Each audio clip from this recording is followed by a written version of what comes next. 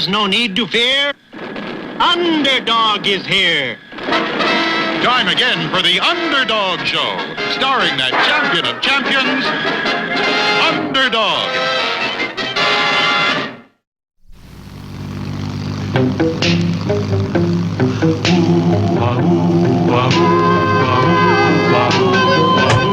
When in this world the headlines read of those whose hearts are filled with greed, who rob and steal from those who need to right this wrong with blinding speed, goes Underdog, Underdog, Underdog, Underdog. Speed of lightning, roar of thunder, mighty ho, who rob or plunder, Underdog.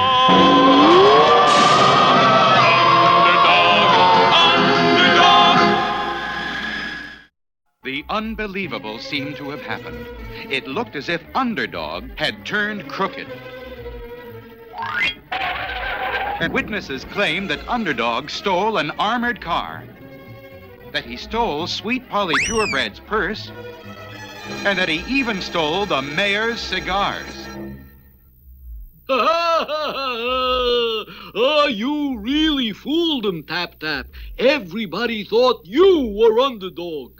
Now his reputation is ruined for sure. So now let's get on to cutting up that hopeless diamond. Sure, Tap Tap. You cut the big diamond up into little diamonds, and we'll have a fortune in jewels. Meanwhile, the true Underdog had been kept out of town by a false trail left by Riff Raff's hoodlum. This trail to Riff Raff has not been true. I must get back to town and begin anew.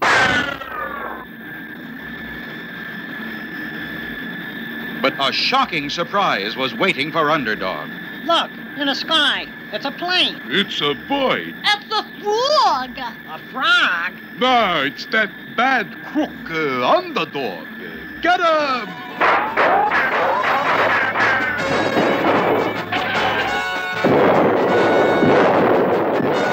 Still your cannon. Quiet your guns. This is Underdog you fire upon. But the people below only fired even more.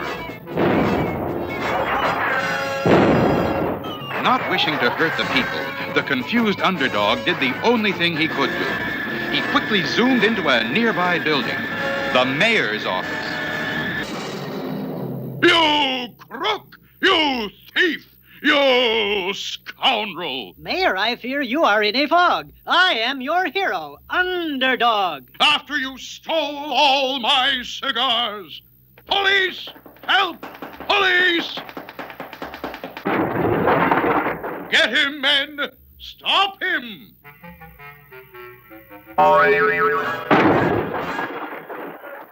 Everyone I meet seems cruel and unjust, but there is one I know whom I can trust.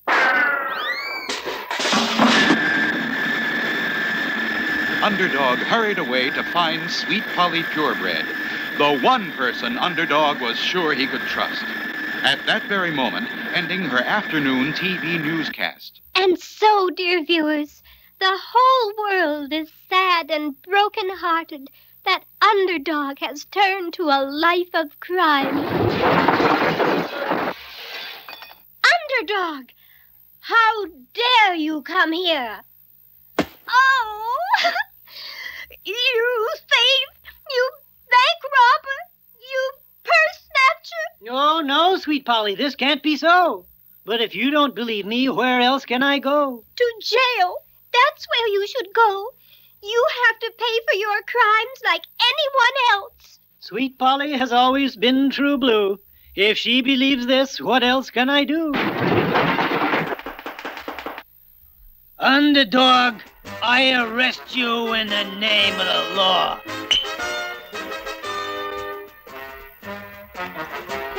And as Underdog let the police lead him away to jail, Tap Tap the Chiseler prepared to cut the hopeless diamond which Riff Raff had stolen. Once you cut up the diamond, Tap Tap, nobody will ever be able to trace the jewels again, and we'll be rich. Go ahead. With Underdog out of the way, we got nobody to worry about.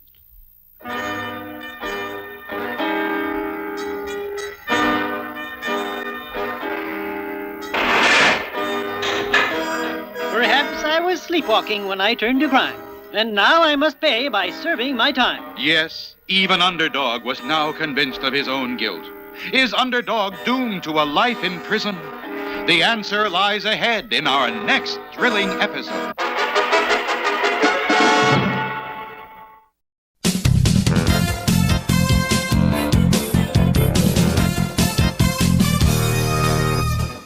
Hands up, everybody. Hand over all the money or I'll play you goofs a tune on my violin. But we haven't opened up yet. All the money is still in the safe. So open the safe, jerk. Open it up. Well, I can't. Only the president can open it, and he isn't in yet. You open it, Pretzel. Sure, boss.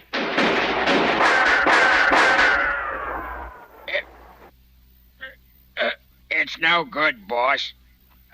I can't budge it. The cops. Somebody must have heard the shots. Quick, grab one end of the safe.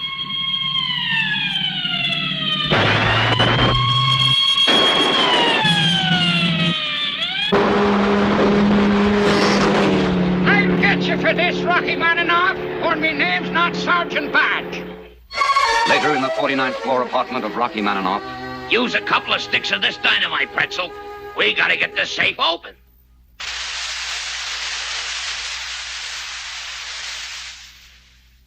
The fuse went out, boss. On both sticks. Let me see.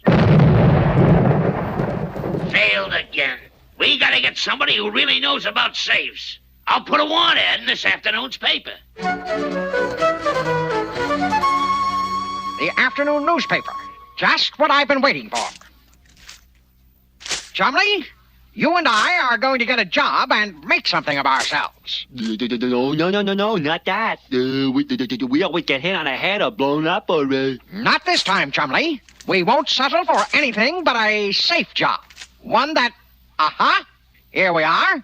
The perfect job for us. Gee, Tennessee, what does it say? It says, wanted. Men for safe job. Apply at once. Did you hear that? Come on. We're sneaking out of this zoo. Here we are, Chumley. Look, it's a bank. We're going to get a job with the 49th floor bank. Gee, Tennessee, us being bankers. That sure sounds safe, all right. Inside the apartment, Rocky Maninoff, posing as president of the 49th floor bank, quickly explained what he wanted. So I got to get my safe open so I can give out money to customers of my bank. I get it, Mr. President. You want us to open the lock on your safe. But gee, we can't. We'll do the job for you in no time, Mr. President. As soon as we go and, get our tools. Yes, that's it. Our tools. Okay, but make it snappy. But gee, Tennessee, we don't have any tools. Of course not, Chumley. But we do want that job. And the only way to get it is to learn about locks. So, you want to learn about locks, eh? Well, we should be able to find the key to that knowledge. Get it? Key locked? Oh, yes. I always like to throw in a little humor there. Yes. Well, let's take a look at our three-dimensional blackboard. Locks have been important for many, many years. Why, there was a key-operated lock in Egypt almost 4,000 years ago. Zowie, that's a long time. Oh, yes, indeed. It was a huge wooden device operated by a large wooden key, somewhat like a toothbrush, with only a few bristles. The bristles would push up the locking pins and let the door open. Gee, Mr. Whoopi, that's an awful big key to carry around. Oh, it is indeed. But today we have locks with much smaller keys. The most popular of these was perfected about 1868 by Linus Yale, Jr. The Yale lock has pins which are attached to springs that keep the pins pressed down into holes in a cylinder below. How does the key manage to open the lock? It has notches on one side, and these notches fit the uneven way the pins are raised. So the key lifts the pins and lets the cylinder turn, and whoopee, the door is unlocked. I get it, Mr. Whoopi. For a lock like that, you have to have a key. Oh, yes. A key comes with every lock we buy. Unless, of course, it's a combination lock such as they have on many safes. Safes. That's what we're interested in, Mr. Whoopi. How does a combination lock work? Well, it's called a combination lock because a certain combination of numbers are needed to open it. A knob is turned according to the combination. For example, it might be right to 5. That releases one circular bolt.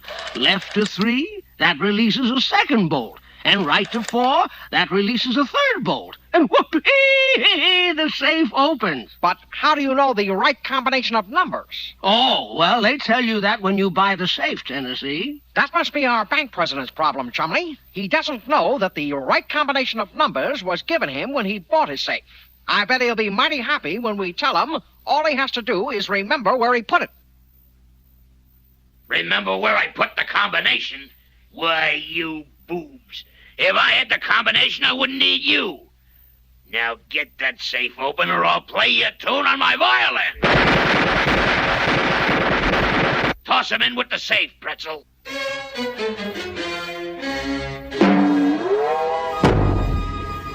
Gee, Tennessee, that's a funny way for a bank president to act. He's no bank president, Chumley. More like a bank robber, and we'd better do what he says.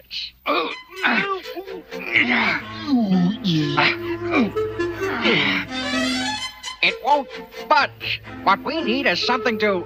Look, dynamite. Here, put these 2 sticks on the door.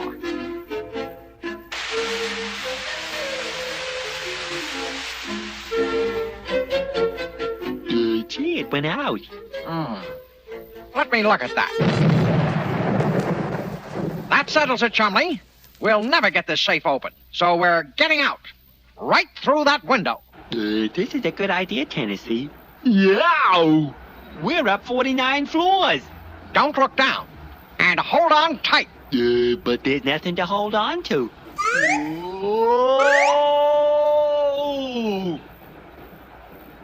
Let go! Let go my leg! You're pulling me off the ledge! They're gone, boss. Through the coop. Quick, out the window. We gotta catch him. Let go my leg! I can't...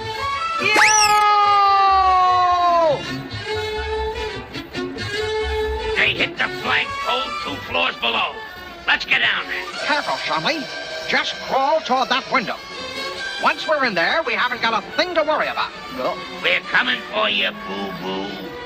Nobody gets away from Rocky Maninoff. Look, up there. It must be a fight. It's outrageous. I'm going to call the police. Get back! Get back! The pole is breaking!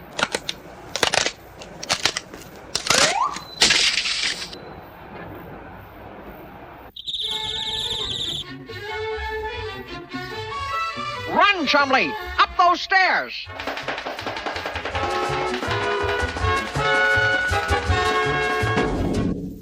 Gotcha!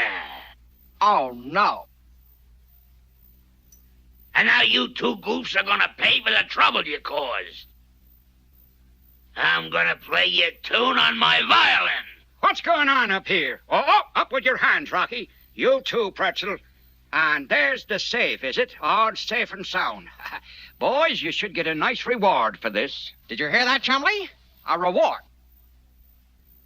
Looks like this turned out to be a safe job after all.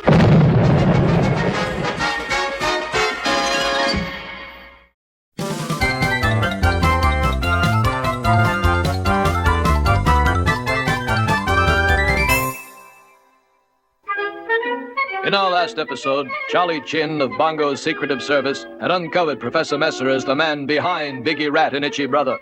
Meanwhile, Biggie had gotten word that Chin and Odie Coloni were on Messer's trail, and Biggie convinced Professor Messer that he had to come up with a super weapon to completely defeat the king. Voila! Chef Pierre Messer's French pastry paste. She will stick forever. That does it, Mess. Now we've got the king for sure. But, how, Big? I'm not with the plot. Simple, blockhead. We glue Kingsley to the palace wall. When he can't put in an appearance, we tell the crowd he's gone. Then we take over. Meanwhile, Charlie Chin and Odie Coloni had been desperately searching the kingdom for Professor Messer's laboratory. Actually, unknown to Charlie Chin and Odie Coloni, Professor Messer had disguised his laboratory as a delicatessen. the king's loyal servants entered the delicatessen, little knowing they were to be served by Professor Messer, the very criminal genius they were after. Bonsoir, messieurs. What is your pleasure? Eggs à la Paris, perhaps? Also, even words bring hunger to number one secretive serviceman. Secretive service? We are searching for a criminal genius who has threatened our king. His name is Professor Messer. Do you know where he has his laboratory? Seems like she is familiar. You eat and I do the thinking. And I have the specialty of the house for you. Nitro Napoleons. They will surely pep you up. A feast fit for a king. Maybe fit for the king's servants. Well, who knows? Perhaps they shall be the first to see the moon. Luckily, the king's faithful servants landed safely, miles away from Professor Messer. Also, Confucian say sometimes spicy food too hot to handle. Sorrow de Cologne, we've been searching everywhere for you. An important message. In code. It must be important. I'll just use my OD decoder. GKXT. Yes, I have it. It's for you, Chin. Oh, bad news. Message say Biggie, Rat, and Itchy Brother on way to palace with dishonorable plot against king. Oh, we must hurry. My king is in danger. Hello, Kingsley. We just got an order for you, French pastry. Ooh, delightful. I hardly realized it was lunchtime. Just stand over here, Kingsley, and we'll put on Chef Pierre Messer's pastry bib. Yeah, it's like, keeps the pie out of your eye. Stop it, you numbskull. I can't see a thing. Get this confounded thing off my face. Sorry, Kingsley, old pal. Looks like you're stuck with it. Now, let's get out to the people and finish our plot. Only a short while after the cagey criminals had left, Charlie Chin and True Blue Odie Coloni entered the royal throne room. What's this? Oh, no, too late. Oh, come, we must help my king. Together now. Pull. Again, we must not fail. So I say, where's the king? Gone, that's where. If he's here, let's see him. And if he's not, here's your new king, Itchy Brother. The king! The king! We want the king! Where is he? Where's the king? Bring out the king! Where's the king? All is lost. King Leonardo cannot appear, and the subjects will turn to Itchy Brother. Yes, it seemed indeed that Biggie Rat and Itchy Brother had won. But suddenly, strange sounds coming from the palace stopped the noise of the crowd. Then... Here is your king, King Leonardo the Great. Yes, with the help of Charlie Chin, King Leonardo had been sword free. And stiff but stalwart, he faced his happy subjects. But what of Biggie and Itchy? What new plots will they plot? Don't miss the next exciting episode of The King and Odie.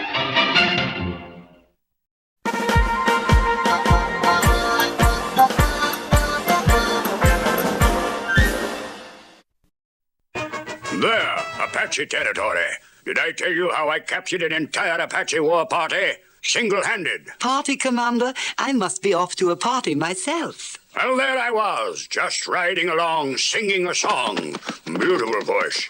I was the original singing cowboy, don't you know? Oh, give me a home where the buffalo roam, and the deer, when suddenly... Indians! I made a run for it, fighting them off as best I could. When I ran out of ammunition, I shot back their arrows with my trusty guitar. But I had been driven into a dead-end canyon, trapped, and along the canyon rim, Indians everywhere. Beastly. Did you give up? Never. I burst into song. Do, re, mi, fa, sol, la, ti, do. My powerful voice vibrations made the walls of the canyon tremble, crack, and... The Indians came tumbling down. Then I easily captured the entire war party. What a performance. You were the life of the party. Quite.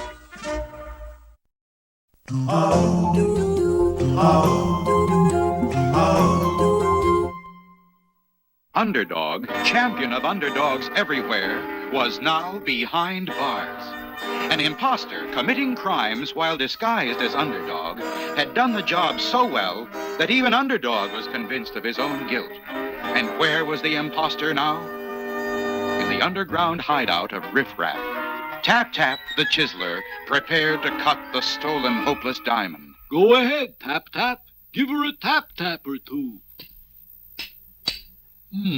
It's a hard one, Riff. I'd better use a bigger hammer. I don't get it. This is the hardest diamond in the world. Well, use a bigger hammer.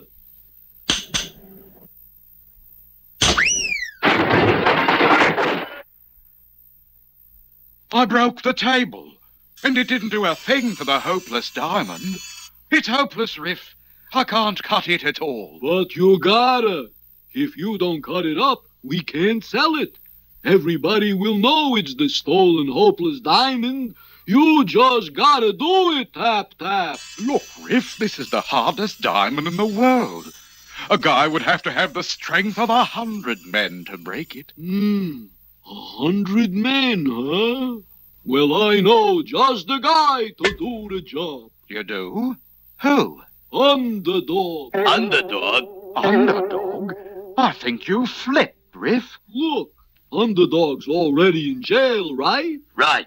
The people lost faith in him, right? Right. They all let him down, right? Right.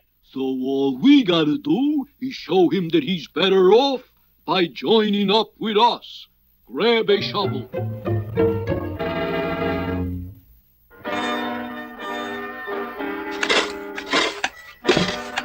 I'm hearing things now. My mind must be hurt. There's nothing below but stone and dirt. Wrong, Underdog. We're down below, and we've come to break you out of this jail. Go away, Riff Raff. I've committed crime, and I must pay by serving my time. You didn't commit any crime. It was Tap Tap the Chiseler dressed up like you. But nobody will believe you, see? So you're joining up with us. You break up the hopeless diamond, and we'll give you a share of the loot. Aha, so my crimes were all a fake.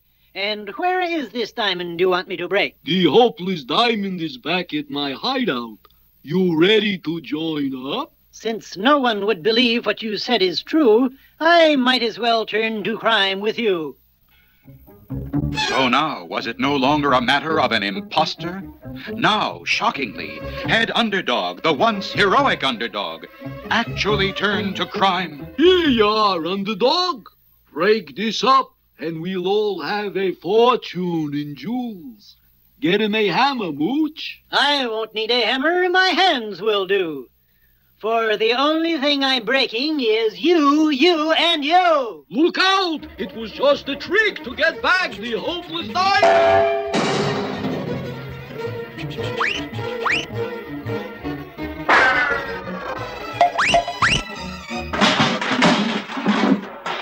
And soon, Underdog had explained to everyone how Tap Tap the Chiseler had imitated him. Oh, Underdog!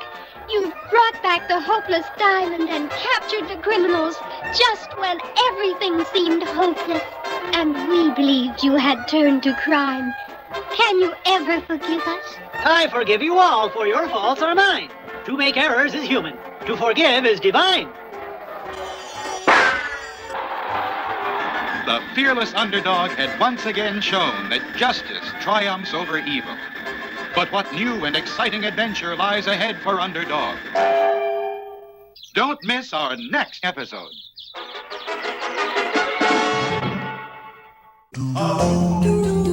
Oh.